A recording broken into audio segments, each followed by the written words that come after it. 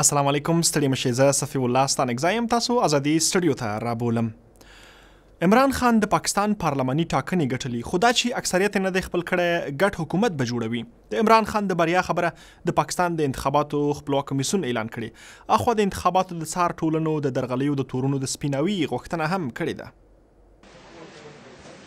عمران خان تر ټولو زیاتې څوکۍ ګټلي، خو باید د حکومت د جوړولو لپاره له کوم بل ګوند سره لاس یو کړي. عمران خان پخوا په افغانستان کې د امریکایانو پر حضور انتقادونه کړي او د افغانستان د ناامنیو په خاطر د پاکستان ملامتول یې د پاکستانیانو سپکاوی او ناانصافي بللې وه. خو د پرون د انتخاباتو د نتیجو له معلومېدو مخکې د افغانستان په اړه خپل دریځ نرم کړ. دنیا کې انسانوں نے سب سے زیادہ جو تکلیف اٹھائی ہے د نړۍ په مخ کې چې په کوم هیواد کې خلکو تر ټولو ډیر تکلیفونه لیدلي هغه افغانان دي. افغانان امن ته ضرورت لري. په هره طریقه چې وي موږ هلته د امن راوړلو هڅه کوو. زه خو دا هم غواړم چې له دغه هیواد سره داسې اړیکې ولرو چې پولې مو سره خلاصې وي لکه څنګه چې په اروپایي ټولنه کې دي. ہمارے اوپن بارڈرز ہوں، جس طرح یورپین یونین کے اوپن بارڈرز ہیں، ہمارے بھی ایک دن افغانستان سے اوپن بارڈرز ہوں. ګڼو سیاسي ګوندونو د انتخاباتو نتیجه له درغلیو ډکه بللې او د احتجاج غږ یې اوچت کړی. خو د زنداني نواز شریف په مشرۍ مسلم لیگ نواز ګوند خپله ماته منلې ده.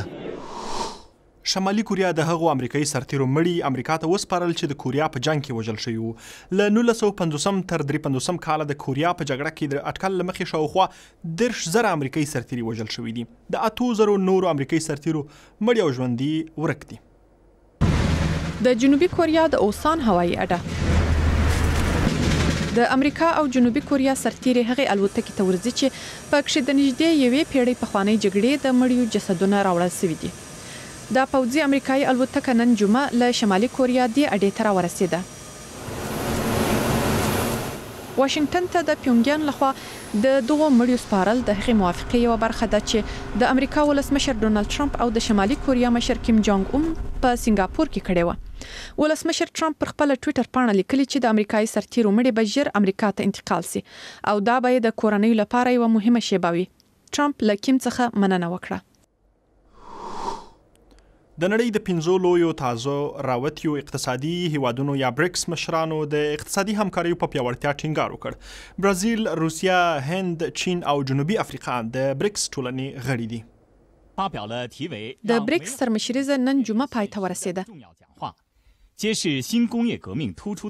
دغو مشرانو نن په یو بیان کې وویل چې د څو اړخیزې سوداګرۍ سیستم له بېسارو ننګونو سره مخامخ دی.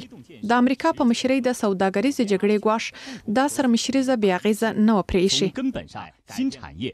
د چین ولسمشر شي جین پینګ ګډو اهدافو ته د رسېدو لپاره پر یووالي ټینګار وکړ. د امریکا ولسمشر ډونالد ټرمپ ویلي چمتو دی د چین په وارداتو چې ارزښت یې 500 میلیارډو ډالرو ته رسیږي تعرفه ولګوي.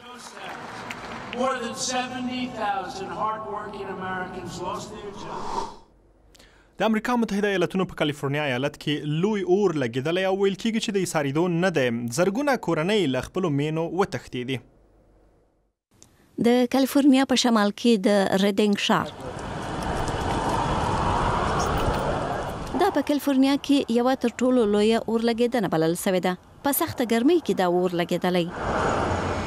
د پنجشنبې په ورځ د کالیفورنیا په جنوب کې شاوخوا 3,000 کورنۍ له خپلو کورونو وتښتېدې. دې اور لګېدنې ځاني او مالي تاوان اړولی دی. د جمعې په ورځ د یوه بلدوزر د چلوونکي مړینه تایید سوه.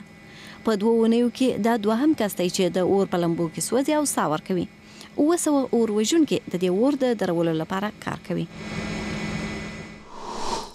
او نن شپه د پیړۍ د تر ټولو اوږدې سپوږمۍ نیونې د لیدو چانس له لاسه مه ورکوئ. هو نن شپه به د نړۍ په اکثرو سیمو کې بشپړه سپوږمۍ نیونه ولیدل شي چې د کابل په وخت به د شپې په 9:01 پیل او 1 ساعت او 43 دقیقې به دوام وکړي. د پیړۍ تر ټولو اوږده سپوږمۍ نیونه به نن شپه وي. 14مه سپوږمۍ به نن شپه تکه سره وي ځکه چې د مځکې سیوری پرې لویږي. د نړۍ په ګوټ ګوټ کې به خلک د سپوږمۍ نیونې ته انتظار باسي، خو هندیان بیا لږ اندېښنه لري. د اګرې خلک وایي چې اسمان وریځ دی، که هوا نوره هم خړه او باراني سي د سپوږمۍ نیونې له لیدو به محرومه سي. هندیان د نورو ګڼو مذهبونو په څیر د سپوږمۍ نیونې لپاره ځان ته روایتونه لري. خو د ښوونځیو ماشومانو ته بیا خاص معلومات ورکوي چې سم پوسی. نن شپه به ځکه بشپړه سپوږمۍ نیونه وي چې دا وار مځکه ټوله سپوږمۍ په خپل سیوري کې راولي او د لمر وړانګې نه ورپرېږدي. که مو وخت درلوده او د سپوږمۍ نیونې عکسونه مو واخیستل نو په دغه ادرس خپل عکسونه موږ ته راواستوئ. مننه چې ازادي سټوډیو مو وکتله.